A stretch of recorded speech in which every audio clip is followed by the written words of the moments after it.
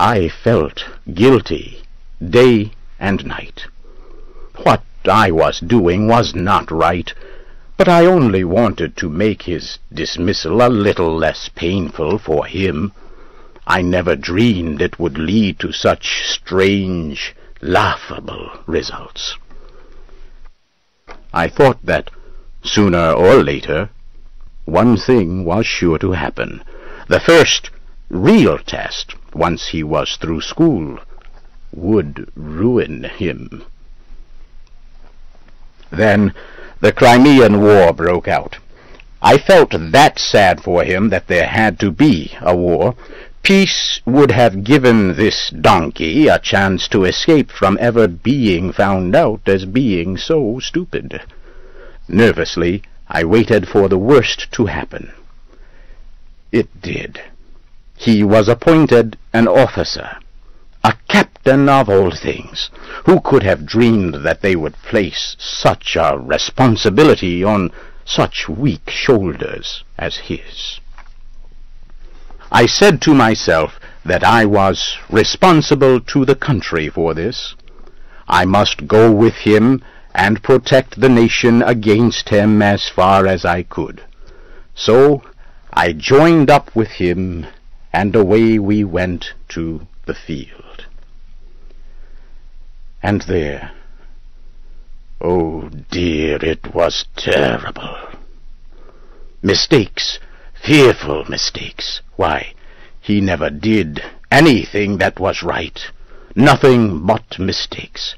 But you see, nobody knew the secret of how stupid he really was. Everybody misunderstood his actions. They saw his stupid mistakes as works of great intelligence. They did, honestly. His smallest mistakes made a man in his right mind cry and shout and scream, too, to himself, of course.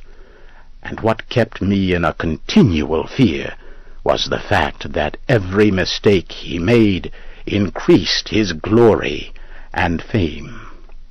I kept saying to myself that when at last they find out about him, it will be like the sun falling out of the sky. He continued to climb up, over the dead bodies of his superiors. Then, in the hottest moment of one battle, down went our colonel. My heart jumped into my mouth, for Scoresby was the next in line to take his place. Now we are in for it, I said. The battle grew hotter.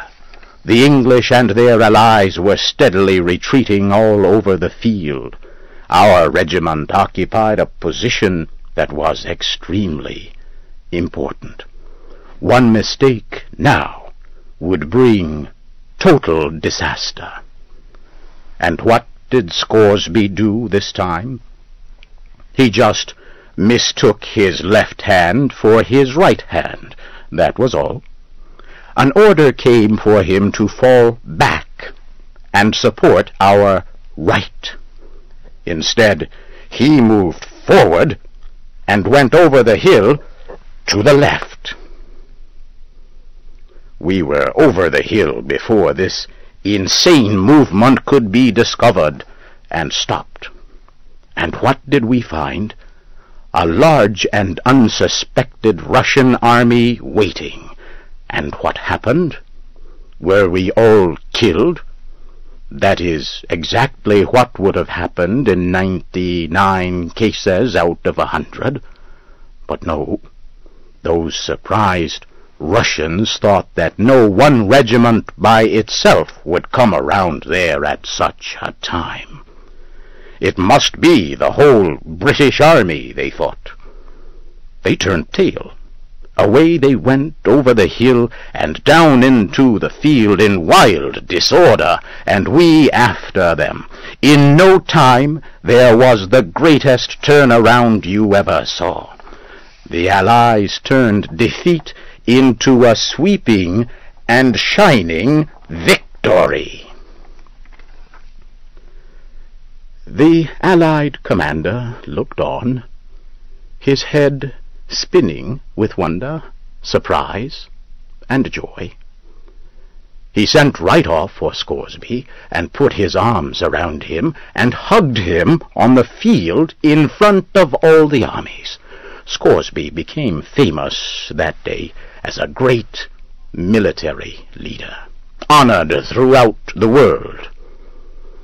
That honor will never disappear while history books last.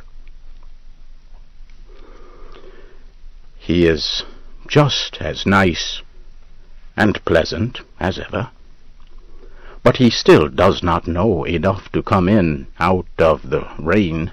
He is the stupidest man in the universe. Until now, nobody knew it but Scoresby and myself.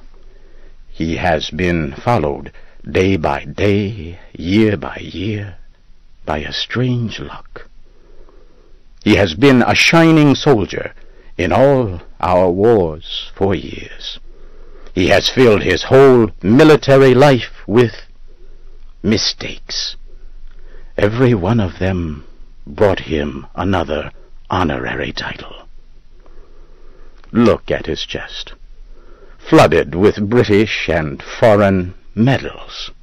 Well, sir, every one of them is the record of some great stupidity or other.